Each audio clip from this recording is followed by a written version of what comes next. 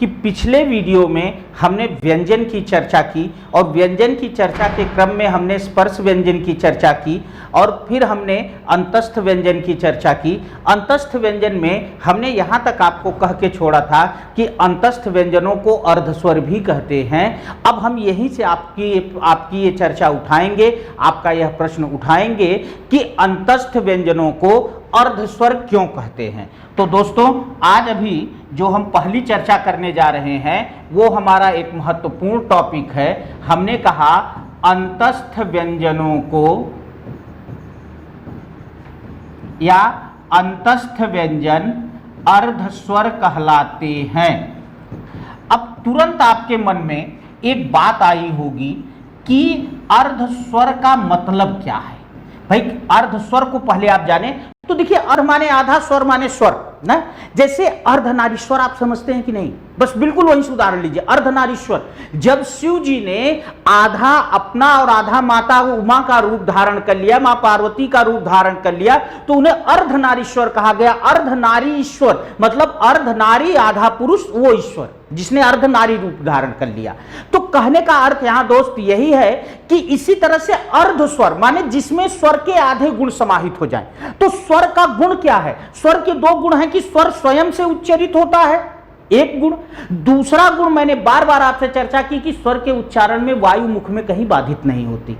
अब जो है ये तो व्यंजन है, तो व्यंजन है तो लॉजिकल बात है कि स्वयं से उच्चारित नहीं होगा, स्वर के सहारे बोला जाएगा। लेकिन अर्धस्वर क्यों है? दूसरे गुण के कारण। स्वरों के उच्चारण में एक बार ध्यान से सुन लीजिएगा, जीवन में कभी गलत नहीं होगा, नहीं तो लोग रटते हैं। स्वरों के उच्चारण में वायु मुख में बिल्कुल भी बाधित नहीं होती। अगर ये स्वर है तो वायु इस तरह से निकल जाती है, बिल्कुल स्पर्श नहीं होता। लेकिन अगर ये अर्धस्वर है तो वायु बिल्कुल हल्का सा टच करती हुई निकल जाती है। ठीक, तो चूंकि स्वरों में बिल्कुल भी स्पर्श नहीं होता और अंतस्थ व्यंजन में बहुत हल्का सा स्पर्श होता है, इसीलिए स्वरों के कुछ गुण इसमें समाहित हो जाते हैं, इसीलिए इनको अर्धस्वर कहते हैं। तो अर्धनारीश्वर से जोड़े रहेंगे तो कभी भी कॉन्सेप्ट गलत नहीं होगा। ठीक, हमने पढ़ा था कि कौन कौन से जो है हमारे अंतस्थ व्यंजन हैं। तो हमने देखा था कि य, र, ल, व, ये चार हमारे अंतस्थ व्यंजन हैं। तो ये इसका मतलब अंतस्थ व्यंजन अगर अर्धस्वर होते हैं तो ये चारों हमारे क्या हैं? अर्धस्वर। अब देखिए यहां एक बड़ा विवादित सा प्रश्न आ जाता है। कई बार अध्यापकों में भी आपस में इन बातों को लेकर काफी चर्चाएं होती हैं। देखिए कुछ पुस्तकों ने कहा है कि ये चारों अर्धस्वर हैं, जैसे वासुदेव नंदन प्रसाद जी की किताब। कुछ पुस्तकें कहती हैं कि केवल य और व अर्धस्वर हैं। तो मैं आपको इस स्थिति से पूरी तरह निपटा दूं, पूरी इस स्थिति को स्पष्ट कर दूं। देखिए दोस्तों ध्यान रखिएगा, ये चार के चारों अर्धस्वर हैं, लेकिन मैंने क्या कहा कि इनके उच्चारण में वायु हल्का सा बहुत स्पर्श करती है। तो आपको पता है य और व इसके उच्चारण में जो स्पर्श की हल्की स्थिति होती है वो सबसे ज्यादा स्पष्ट होती है और सबसे ज्यादा स्पष्ट होती है, इसीलिए य व को विशेष रूप से अर्धस्वर कहा जाता है। य व को विशेष रूप से अर्धस्वर कहा जाता है। ठीक, अब यहां एक बात देखिए कि आपके मन में एक प्रश्न आया होगा कि चलिए अगर यर अर्धस्वर पूछा, य व एक साथ तो नहीं आएंगे, मान लीजिए य है उसके साथ र भी दे दिया या ल भी दे दिया, तब हम क्या करेंगे ना। तो याद रखिएगा दोस्तों, इससे दो तरह के प्रश्न बनेंगे। मैं प्रश्न भी यही सॉल्व करके दिखा देता हूं ताकि कहीं से कोई दिक्कत ना रह जाए। प्रश्न एक, निम्न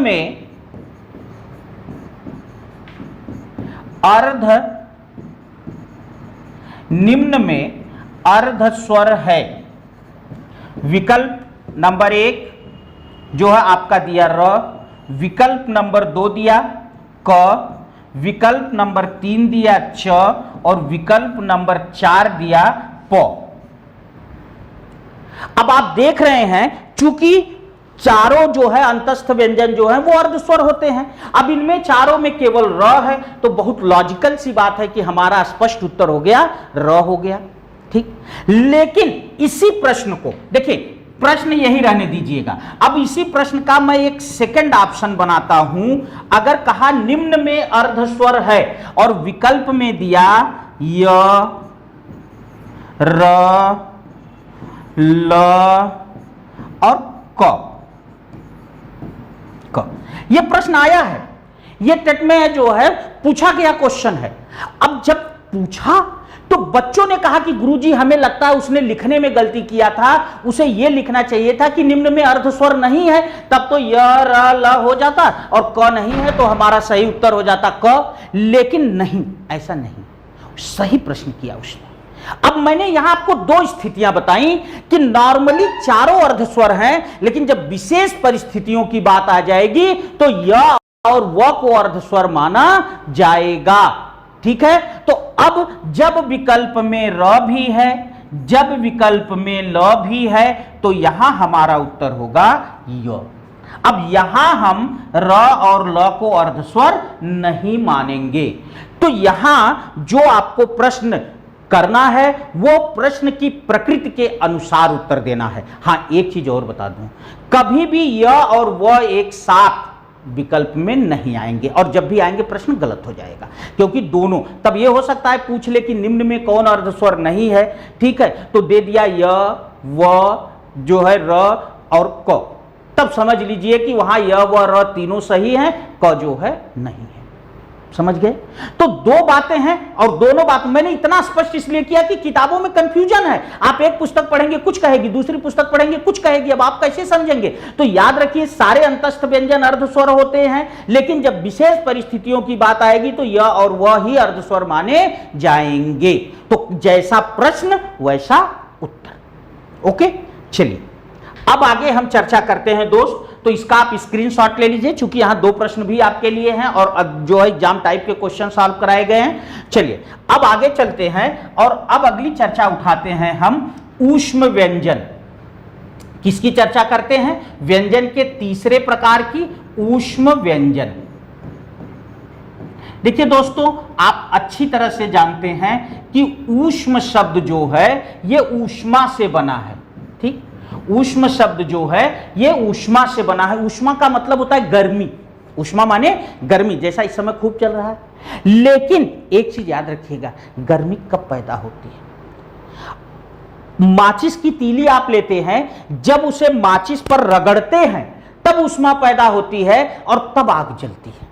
तो जहां रगड़ होती है, जहां घर्षण होता है, वहां ऊष्मा होती है। तो ऊष्म व्यंजन, गर्मी पैदा करने वाले व्यंजन, गर्मी किसके थ्रू पैदा होगी? रगड़ के थ्रू पैदा होगी, घर्षण के थ्रू पैदा होगी। इसका मतलब यह स्पष्ट है कि इन व्यंजनों के उच्चारण में कहीं न कहीं रगड़ होती है, कहीं न कहीं घर्षण होता है, इसीलिए इन व्यंजनों को ऊष्म व्यंजन कहा जाता है। तो साफ साफ लिख लीजिए, वे व्यंजन जिनके उच्चारण में, वे व्यंजन जिनके उच्चारण में कौन घर्षण करेगा? वायु। सब में वायु का ही काम है जो यहां से उच्चरित होकर आई है। जब उसने सीधा टच किया तो स्पर्श हुआ, हल्का टच किया तो अंतस्थ हुआ, और जब वो उच्चारण स्थान से रगड़ती हुई बाहर निकले तो ऊष्म। तो वे व्यंजन जिनके उच्चारण में निकलने वाली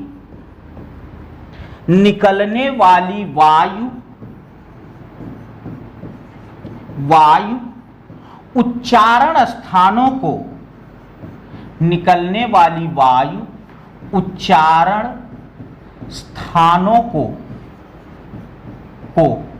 या उच्चारण स्थानों के साथ, उच्चारण स्थानों के साथ घर्षण करती हुई बाहर निकलती है। घर्षण करती हुई बाहर निकलती है। ठीक, घर्षण करती हुई बाहर निकलती है, उन्हें क्या कहते हैं? ऊष्म व्यंजन कहते हैं। ठीक, अब घर्षण होगा कैसे?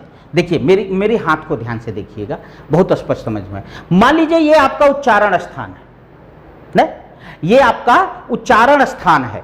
अब जिह्वा क्या करेगी, इस उच्चारण स्थान के इतना नजदीक आ जाएगी कि जो वायु निकल रही है वो दोनों के बीच से रगड़ती हुई निकलेगी, तब वहां बन जाएगा ऊष्म व्यंजन। जैसे यहां एक चित्र के द्वारा अगर मैं दिखाऊं, ये आपका उच्चारण स्थान है, आपकी जिह्वा इसके इतना नजदीक आ गई, इतना नजदीक आ गई कि जो हवा निकल रही है वो दोनों के बीच से ऐसे रगड़ती हुई निकल रही है, घर्षण करती हुई निकल रही है, तो उसी को कहते हैं ऊष्म व्यंजन। अब ऊष्म व्यंजन हैं कौन से, तो तीनों श, तालव्य श, मूर्धन्य श, दंत श और ह।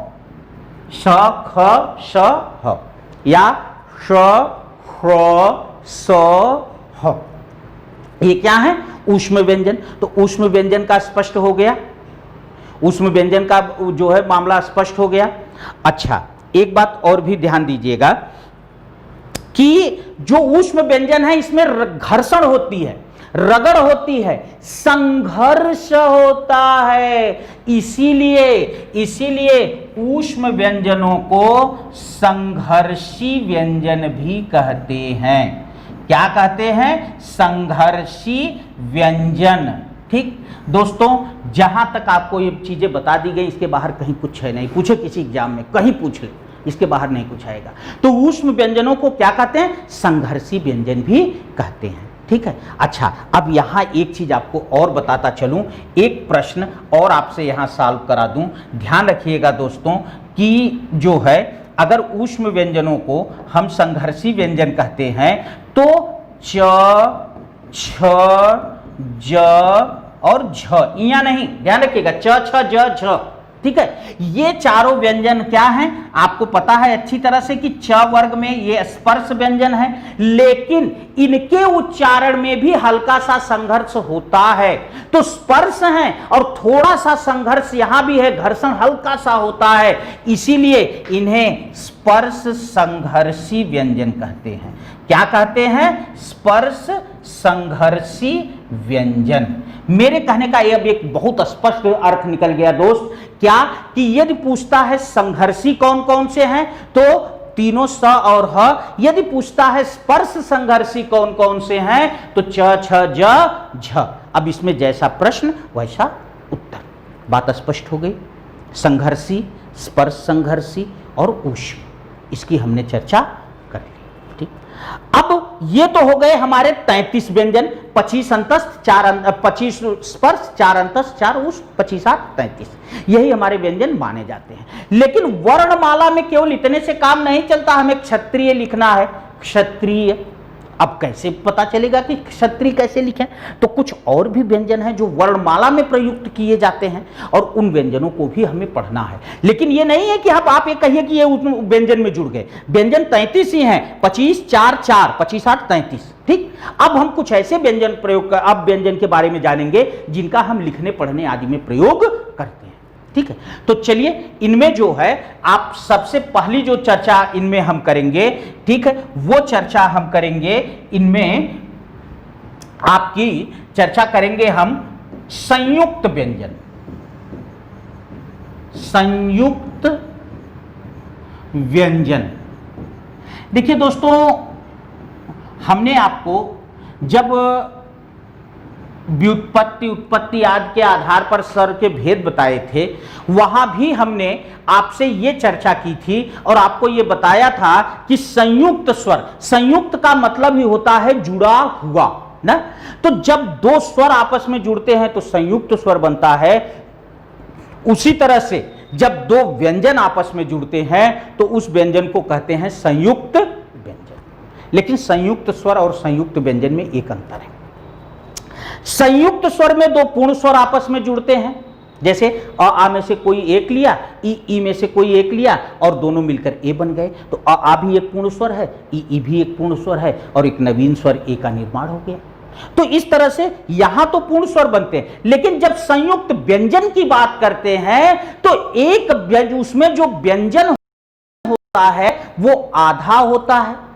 ठीक है, एक व्यंजन आधा होता है और दूसरा व्यंजन पूरा होता है। ऐसा क्यों होता है? क्योंकि दो पूर्ण स्वर आपस में जुड़ सकते हैं लेकिन दो पूर्ण व्यंजन आपस में जुड़ नहीं सकते। दो सुंदर नारियां कभी एक साथ नहीं रह सकती। ठीक, बिल्कुल एकदम सही उदाहरण दिया मैंने। दो सुंदर स्त्रियां कभी एक साथ नहीं रह सकती। अगर एक 20 है तो अपने साथ 18 वाली को ही लेके चलेगी। तो इसलिए बिल्कुल वही स्थिति व्यंजन की है साहब। दो पूर्ण व्यंजन कभी जुड़ नहीं सकते। दो पूर्ण स्वर जुड़ सकते हैं, दो पूर्ण स्वर जुड़ सकते हैं, लेकिन दो पूर्ण व्यंजन कभी भी आपस में जुड़ नहीं सकते। तो चलिए अब हम संयुक्त व्यंजन की बात करते हैं साहब। तमाम बातें मैंने आपके दिमाग में डाली, अब समय समय पर हम उनको लाएंगे और यहां प्रयोग करेंगे। तो हमने बताया संयुक्त, संयुक्त का मतलब ही होता है दो का मिला रूप या दो का जुड़ा हुआ रूप। अगर हम इसी में व्यंजन जोड़ दें तो कह सकते हैं दो व्यंजनों का संयुक्त रूप या मिला हुआ रूप या जुड़ा हुआ रूप। ठीक, अब हम यहां कह सकते हैं जब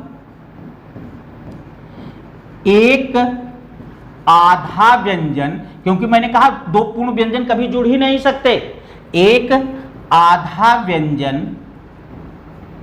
किसी पूर्ण व्यंजन से, जब एक आधा व्यंजन किसी पूर्ण व्यंजन से जुड़ता है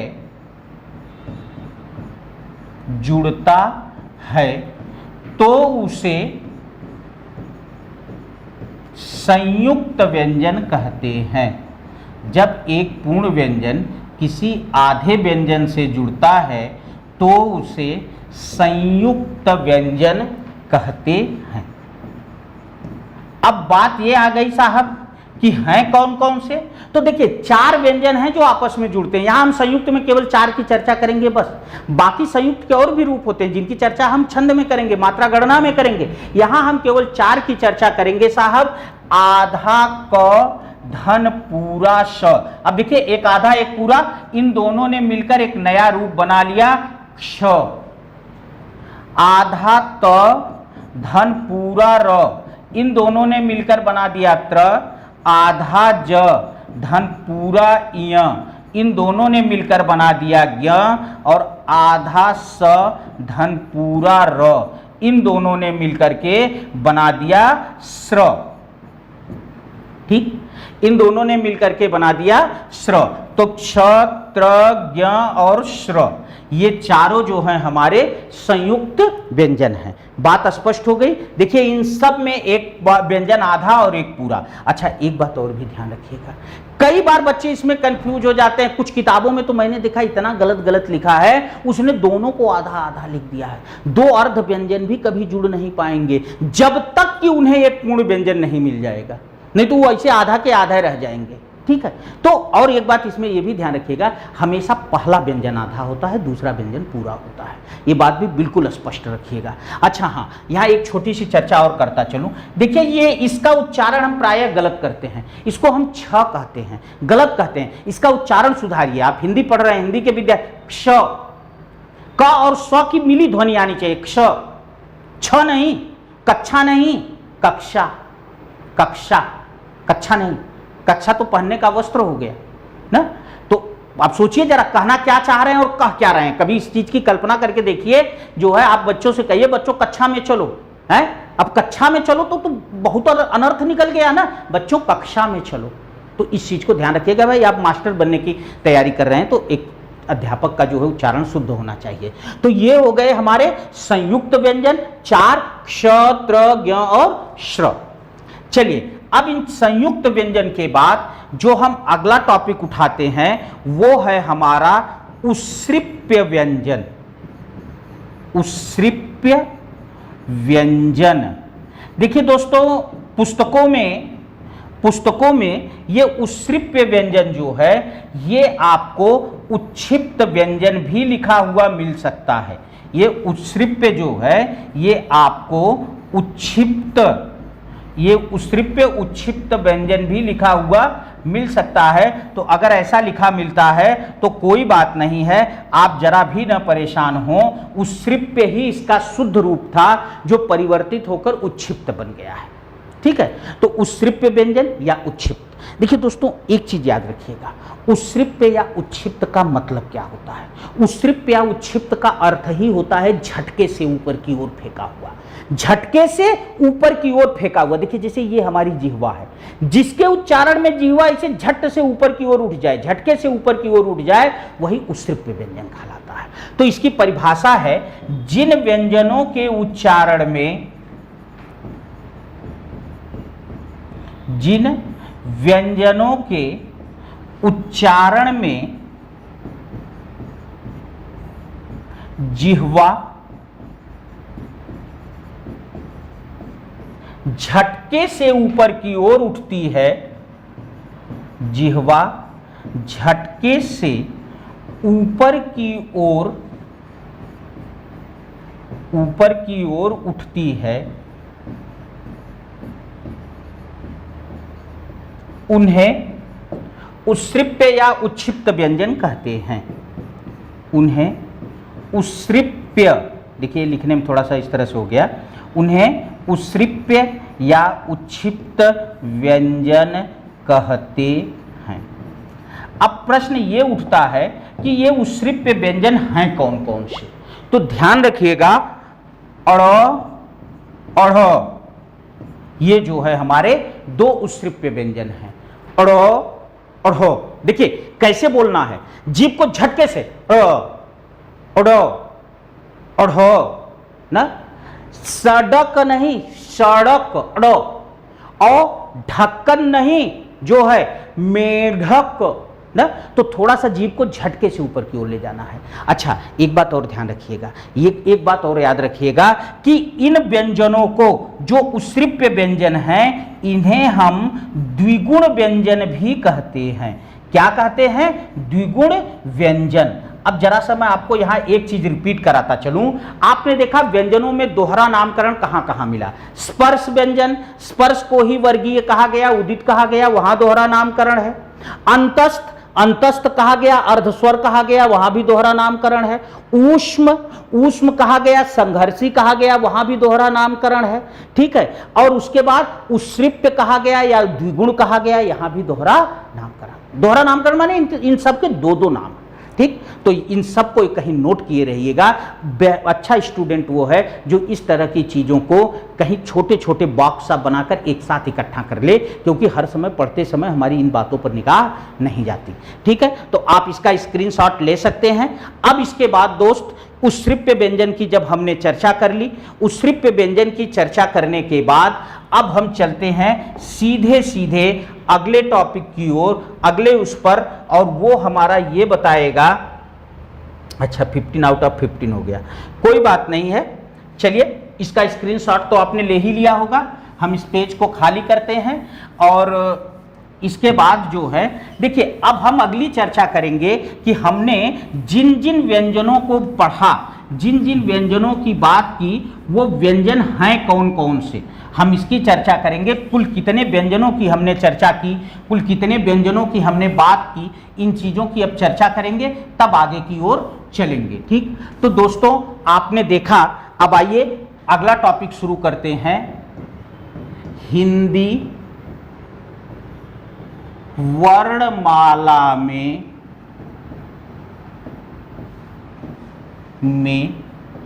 वर्णों की कुल संख्या। बहुत ही एक कॉमन सा लेकिन बहुत ही महत्वपूर्ण क्वेश्चन है। ये है तो बड़ा कॉमन सा क्वेश्चन, लेकिन बहुत ही महत्वपूर्ण है। बार बार आपसे पूछा जाता है कि हिंदी वर्णमाला में कुल कितने वर्ण हैं। तो इसके लिए मैं आपको एक तरीका बता देता हूं, कभी भी काम गड़बड़ नहीं होगा। वो तरीका ये है कि हमने जिसको जिसको लिखा है, अभी तक पढ़ा है, सबको एक साथ जोड़ देता हूं और जोड़ के आपको दिखा देता हूं। तो नंबर 1 पर हमने पढ़ा था भैया स्वर, और स्वर कितने थे हमारे? टोटल 11। ठीक है, स्वरों की संख्या कितनी थी? 11 थी। तो 11 स्वर हो गए। 11 स्वरों के बाद नंबर 2 पर हमने पढ़ा था अयोगवाह। अयोगवाह की संख्या कितनी हो गई? 2, अनुस्वार और विसर्ग। नंबर 3 पर हमने पढ़ा था व्यंजन। व्यंजन कुल कितने थे? 33। ना। फिर नंबर 4 पर हमने जो पढ़ा था वो पढ़ा था संयुक्त व्यंजन। संयुक्त व्यंजन, संयुक्त व्यंजन कितने थे? 4, क्ष त्र ज्ञ स्र। और नंबर 5 पर हमने पढ़ा द्विगुण व्यंजन या उत्सृप्य व्यंजन या उच्छिप्त व्यंजन। ठीक, अब इनकी संख्या कितनी है? 2।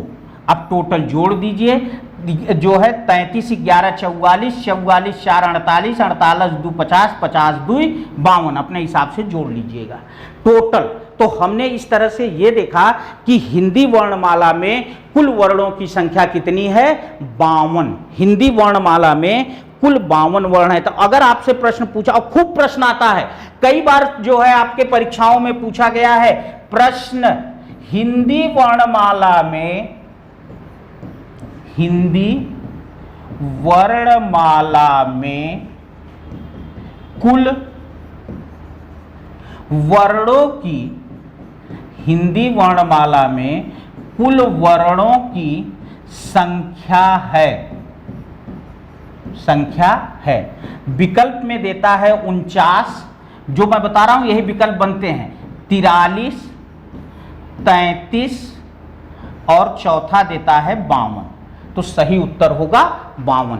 हिंदी वर्णमाला में कुल वर्णों की संख्या कितनी है? 52 या 52 संख्या है। ठीक है, लेकिन अगर पूछेगा स्वर कितने हैं? 11, व्यंजन कितने हैं? 33, अयोगवाह कितने हैं? 2, संयुक्त व्यंजन कितने हैं? 4, उत्सृप्य व्यंजन कितने हैं? 2, और कुल व्यंजन हिंदी वर्णमाला में कितने हैं? 52 वर्ण। तो इन 52 वर्णों के सहारे हम लिखते और पढ़ते हैं। तो ये रहा हमारा व्यंजन का कॉन्सेप्ट। ठीक, अब इसके बाद दोस्तों स्वर और व्यंजन, इन दोनों कॉन्सेप्ट को जो है समाप्त करने के बाद स्वर और व्यंजन, इसका आप स्क्रीनशॉट जरूर लें, क्योंकि ये चीज कहीं इतनी स्पष्ट लिखी नहीं मिलेगी। अलग अलग किताबें अलग अलग ढंग से, कोई 43 लिख देगा, कोई 49 लिख देगा, आपको कंफ्यूज करेंगे। ठीक है, तो ये बिल्कुल स्क्रीनशॉट लेकर रखें और इसका नोट्स बना लें। अब चलिए, अब इसके बाद जो हम अगली चर्चा करते हैं वो हमारी अगली चर्चा ये होगी कि वर्णों के उच्चारण स्थान। अभी तक तो हमने ये देखा कि स्वर क्या है, व्यंजन क्या है। ठीक है, अब हम ये देखेंगे कि स्वर और व्यंजन के उच्चारण स्थान कौन कौन से हैं। तो अब हमारा अगला टॉपिक जो हम उठाने जा रहे हैं वो हमारा अगला टॉपिक होगा वर्णों के उच्चारण स्थान। यहां से वर्णों के आप सुपर टेट का जो है, यूपी टेट का पेपर उठाकर देख लीजिएगा, आप यह पाएंगे कि प्रतिवर्ष यहां से एक क्वेश्चन जरूर आता है, फिक्स है। और यही नहीं, इस टॉपिक की एक खास बात यह है कि यह एक ऐसा टॉपिक है जो हिंदी और संस्कृत में कॉमन है। यदि आप इसको यहां पढ़ ले रहे हैं तो समझिए आपने संस्कृत का भी एक टॉपिक तैयार कर लिया। ठीक है, तो वर्णों का उच्चारण स्थान, इसमें हम क्या करेंगे कि इस बात को ध्यान रखिएगा कि 11 स्वर और 33 व्यंजन, जो 11 स्वर हैं और 33 व्यंजन हैं, प्लस इसमें जो आपके अयोगवाह हैं उनको भी मिला करके अह का विसर्ग जो है किया जाता है, विसर्ग को। तो इस तरह से हम केवल उन्हीं की चर्चा करेंगे। ध्यान रखिएगा, ये बात मैं इसलिए बता दे रहा हूं कि अक्सर बच्चे इस चीज को ध्यान नहीं देते। संयुक्त व्यंजन, उत्सृप्य व्यंजन, इन सब का कोई भी उच्चारण स्थान की चर्चा नहीं होती है। ठीक है, तो हम क्या करेंगे कि जो है स्वर और व्यंजनों के प्लस अयोगवाह, इन्हीं के उच्चारण स्थान की चर्चा करेंगे। इसके लिए क्या किया, चूंकि मैंने बताया यह बेसिक कॉन्सेप्ट हिंदी में भी संस्कृत से ही आया है, तो इसके लिए क्या किया, संस्कृत वालों ने कुछ सूत्रों का निर्माण किया। और बेहतर है कि आप इन सूत्रों को याद कर लें, क्योंकि हिंदी से रिलेटेड किसी भी एग्जाम में बैठेंगे यहां से एक क्वेश्चन आएगा ही आएगा, हर जगह आएगा। तो बेहतर है कि आप इसके जो है सूत्रों को याद कर लें। सूत्रों की हम व्याख्या करेंगे और आप जब सूत्रों को याद कर लेंगे तो उन सूत्रों के माध्यम से आप आराम से इसकी जो है चर्चा कर पाएंगे। ठीक है, तो जैसे कुछ सूत्र मैं बताता हूं, संस्कृत से अच्छा बताऊंगा, घबराइएगा नहीं। संस्कृत में जितना आपको समझाया गया होगा मैं उससे बेहतर और उससे आसान बनाकर आपको बताऊंगा। एक दो सूत्र पहले मैं लिख लूं ताकि आपको समझाने में आसानी हो। जैसे पहला सूत्र है अकुह, जो जानते हैं मेरे साथ दोहराएं, अकुह विसर्जनीया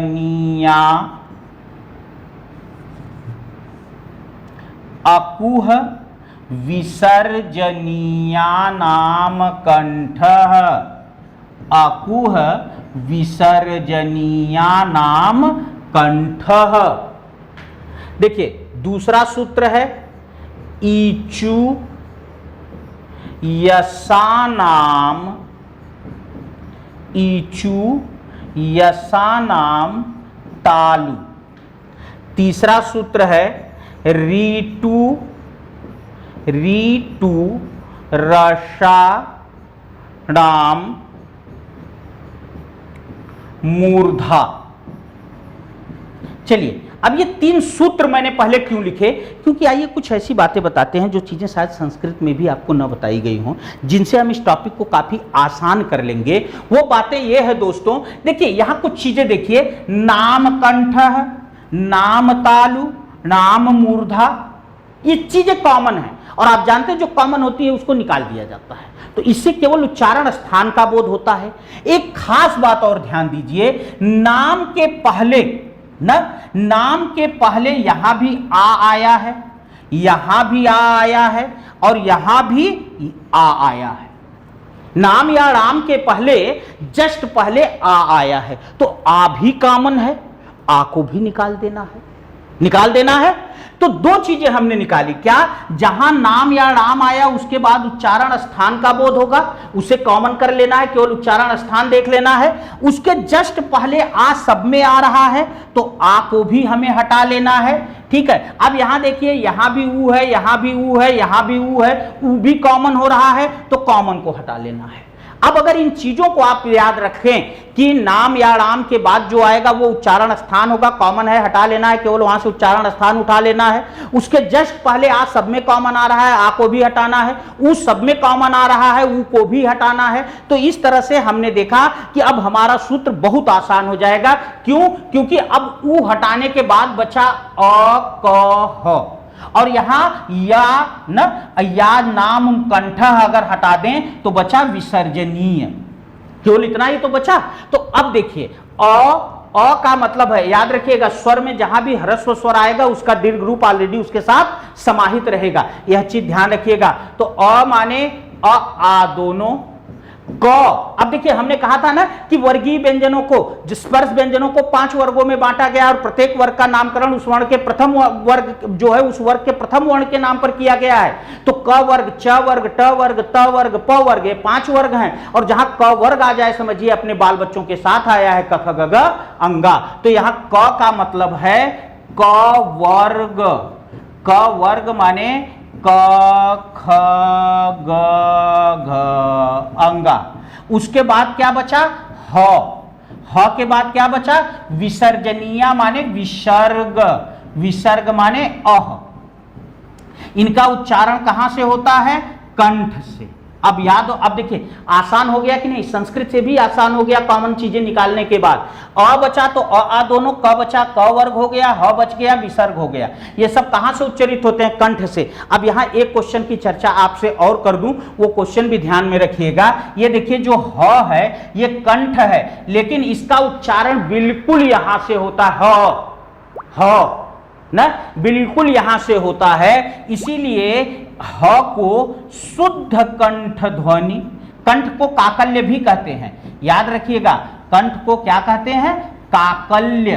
तो ह जो है यह शुद्ध कंठ ध्वनि या शुद्ध काकल्य ध्वनि है। यह प्रश्न आया हुआ है, पूछा है निम्न में शुद्ध काकल्य ध्वनि कौन सी है, और विकल्प में दिया था क, ह, विसर्ग, आ। तो ये तो चारों हैं। अब इसको देखते ही बच्चे कंफ्यूज हो गए, बोले अरे भैया ये कैसे प्रश्न है, लेकिन नहीं, ह सबसे शुद्ध काकल्य ध्वनि है, सबसे शुद्ध कंठ ध्वनि है, ठीक है। तो इन चीजों को आप ध्यान में रखेंगे। तो यहां हमने कई प्रश्न आपसे डिस्कस किए। अब इसके बाद चलते हैं अगला। अब देखिए ऊ निकालने के बाद बचा ई, च, य और सा नाम निकालने के बाद, आ नाम निकालने के बाद बचा स। कितना आसान हो गया। ई माने छोटी ई बड़ी ई दोनों, च माने च वर्ग बाल बच्चों के साथ आया है, च, छ, ज, झ, इया, ठीक है। उसके बाद य और स, ये क्या है, इनका उच्चारण कहां से होता है, तालु। अब इसी तालु को हम तालव्य भी कहते हैं। तो इनका उच्चारण कहां से होता है? इनका उच्चारण तालु से होता है, तालव्य हो गए। अब यहां देखिए, ये ऊ हटाने के बाद और ये आ के बाद हटाने के बाद बचा क्या? री। री का मतलब छोटी री बड़ी री दोनों। ट माने ट वर्ग। ट वर्ग का मतलब हो गया ट ठ ड ढ अड़, और उसके बाद यहां र और श। र और श, इनका उच्चारण कहां से होता है? मूर्धा से होता है, इसीलिए इन्हें मूर्धन्य भी कहते हैं। हो गया? चलिए, तो इस तरह से जो है ये 3 सूत्र हमने देखा, 3 सूत्रों में ये आए। अब इसका आप स्क्रीनशॉट ले लें ताकि आप इसका नोट्स बना लें, और चलिए अब आगे की बात करते हैं। ठीक, अब चलते हैं, इसके बाद के सूत्रों की चर्चा करते हैं। तो अपो विसर्जनीया नाम कंठ, ईचु यशा नाम तालु, रीटू रसा नाम मूर्धा। अब इसके बाद जो हमारा अगला सूत्र आएगा, उच्चारण स्थान। 3 तो हो गया। अब जो हमारा चौथा सूत्र आएगा वो आएगा ऋतु लसानाम दंतः। ऋतु लसानाम दंतः। अब यहां भी देखिए आ रहा है, नाम यहां से यहां तक सारा हटा देना है, केवल दंत लेना है, ऊ को हटा देना है, तो बचा कौन? ली। और आप जानते हैं ली, हमने अभी आपको बताया था, ली ह्रस्व रूप ही होता है, दीर्घ होता ही नहीं है। ली का एक ही रूप होता है। तो ली, त का मतलब हो गया त वर्ग। त वर्ग का मतलब हो गया त थ द ध न ल और श। इनका उच्चारण कहां से होता है? दंत या दंती से। ठीक है, इसके बाद उपु उपधमानी नाम ओष्ठ। उपु उपधमानी, उपु उपधमानी नाम ओष्ठ। देखिए, अब यहां हम क्या करेंगे? ये नाम आया है ना, और इसके पहले आ तो आया नहीं, तो नाम से हटा लेंगे, और यहां नीचे ऊ आया है, ऊ को हटा देंगे। तो जब ऊ को हटाएंगे तो छोटा ऊ बड़ा ऊ हो गया। इसके बाद प आ गया। प का मतलब प वर्ग। प वर्ग का मतलब हो गया प फ ब भ म। उसके बाद आया उपधमानी। उपधमानी, इनका उच्चारण कहां से होता है? ओष्ठ से होता है। अब आप सोच रहे होंगे कि ये उपधमानी क्या है? तो दोस्तों ध्यान रखिएगा, हिंदी में ना री का प्रयोग है ना उपधमानी ध्वनियों का प्रयोग है। इनका प्रयोग संस्कृत में होता है। चूंकि मैंने आपसे बताया कि ये सूत्र हम संस्कृत की परंपरा से ले रहे हैं, तो भाई उसकी चीजों को भी पढ़ना पड़ेगा। तो ये जो होता है, आपने देखा होगा, एक अर्धचंद्र ऊपर और एक अर्धचंद्र नीचे, यह जो बनता है चिन्ह, इसी चिन्ह को कहते हैं उपधमानी का चिन्ह या उपधमानी का निशान। अब ये जिस वर्ण के साथ लगा दिया जाता है, अब उसे उपधमानी फ, अब ये केवल फ नहीं है, अब ये उपधमानी फ हो गया। तो उपधमानी का जो चिन्ह है, इसका उच्चारण कहां से होता है? ओष्ठ से। ठीक, अब इसके बाद जो अगला है वो है वकारो दंतोष्ठ। वकारो दंतोष्ठ, मतलब व जो है उसका उच्चारण कहां से होता है? वकारो। क तो हम पढ़ ही चुके हैं, र पढ़ ही चुके हैं, इसलिए कोई मतलब नहीं है। व का उच्चारण कहां से होता है? दंतोष्ठ से होता है, माने दांत और ओठ दोनों। अब आपने अभी तक देखा होगा कि जो इसके पहले आपने उच्चारण स्थान पढ़े थे, वो सारे के सारे उच्चारण स्थान जो थे एक जगह के थे, लेकिन यहां जो है अब दो दो के शुरू हो गए। जैसे व जो है वो दंत भी है और ओष्ठ भी है। ठीक है, तो इस तरह से वकारो दंतोष्ठ, व दंतोष्ठ हो गया। अब इसके बाद जो है, अब बचा हमारा, यहां तक आप इसका जल्दी से स्क्रीनशॉट ले लें। ओके, चलिए आगे की बात करते हैं। अब बचा हमारा उच्चारण में कौन कौन सा? ए, ऐ, ओ, औ। देखिए, इदैतो कंठ तालु, उदय जो है उदयतो दंतोष्ठ, लेकिन हम इसको नहीं करेंगे ना। एदयतो जो है कंठ तालु, इस तरह से हम नहीं करेंगे, नहीं रटेंगे। क्यों नहीं रटेंगे? हमने खुद नहीं रटा। आपको एक ट्रिक बताता हूं भाई, कुछ पूर्व ज्ञान का भी तो उपयोग होना चाहिए। एक ट्रिक बताता हूं, उससे काम करिएगा। और आपकी जो ट्रिक है वो ये है कि देखिए, जैसे आपने ए का उच्चारण किया, आपने जाना ए संयुक्त व्यंजन है। अब ये बनता कैसे है? अ धन ई बराबर ए बनता है, ई का ही अगला रूप जाके अ हो जाता है। अकु विसर्जनिया नाम कंठ, ईचु यसा नाम तालु। अब अगर दोनों को जोड़ दें तो कंठ तालव्य। ठीक, तो अब रटने की क्या जरूरत है? हमने देख लिया फट से निकाल के कि ए क्या है? कंठ तालव्य है। एदयतो कंठ तालु ना, संस्कृत के सूत्र में याद करना हो तो याद कर लीजिएगा, एदयतो कंठ तालु, ए कंठ तालु है। लेकिन नहीं याद करना है तो अधनी बराबर ए, अ माने कंठ, ई माने तालु, पूर्व ज्ञान का प्रयोग किया, निकाल दिया जो है, और ये बन गया हमारा कंठ तालु। नंबर 2, उदयतो कंठोष्ठ, छोड़ दीजिए, ये हमारा ओ। ठीक, देखिए अ धन उ बराबर ओ, अ माने कंठ, उ माने ओष्ठ, दोनों को जोड़ दिया तो क्या बन गया? कंठोष्ठ। तो इस तरह से हमने देखा ए कंठ तालव्य हैं, ओ कंठोष्ठ हैं। तो दोस्तों, आज के वीडियो के लिए बस इतना ही। मिलते हैं अगले वीडियो में, इस चर्चा को और आगे बढ़ाएंगे। तब तक के लिए बहुत बहुत धन्यवाद। पढ़ते रहिए, व्यस्त रहिए, मस्त रहिए। धन्यवाद।